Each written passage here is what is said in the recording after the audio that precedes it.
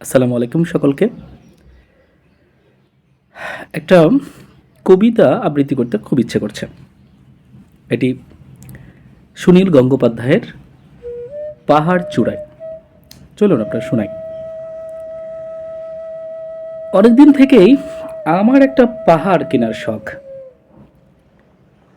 কিন্তু পাহাড়কে বিক্রি করে তা জানি না।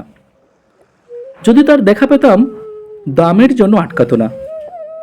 আমার নিজস্ব একটা নদী আছে,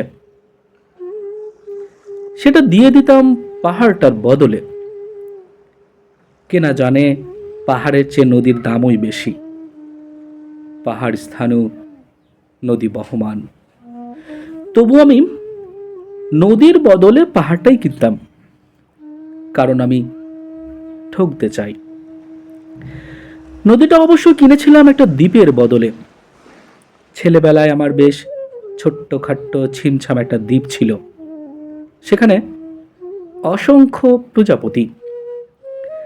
শৈশবে দ্বীপটি ছিল আমার বড় প্রিয়। আমার যৌবনে দ্বীপটি আমার কাছে মাপে ছোট লাগলো।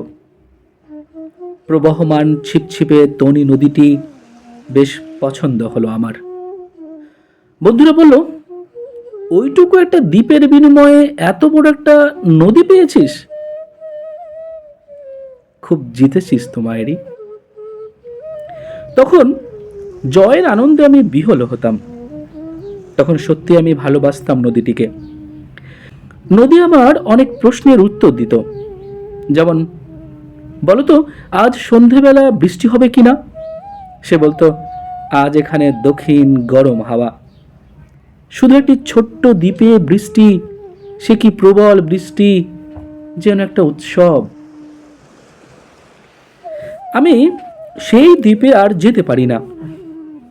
সে জানতো, সবাই জানে, শৈশবে আর ফেরা যায় না। এখন আমি একটা পাহাড় কিনতে চাই। সে পাহাড়ের পায়ের কাছে থাকবে গহন অরণ্য।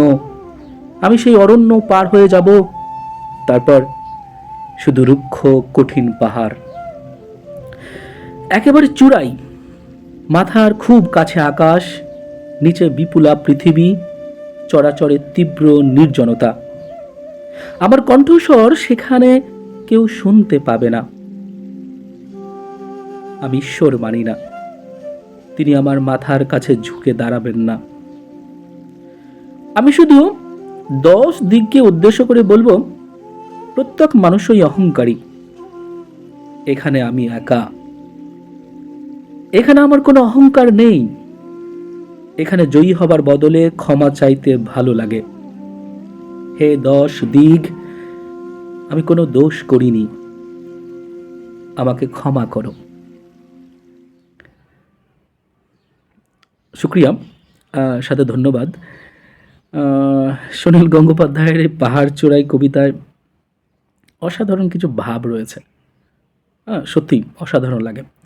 তো শোনার জন্য শুক্রিয়া জানাচ্ছি আপনাদের। আসসালামু আলাইকুম।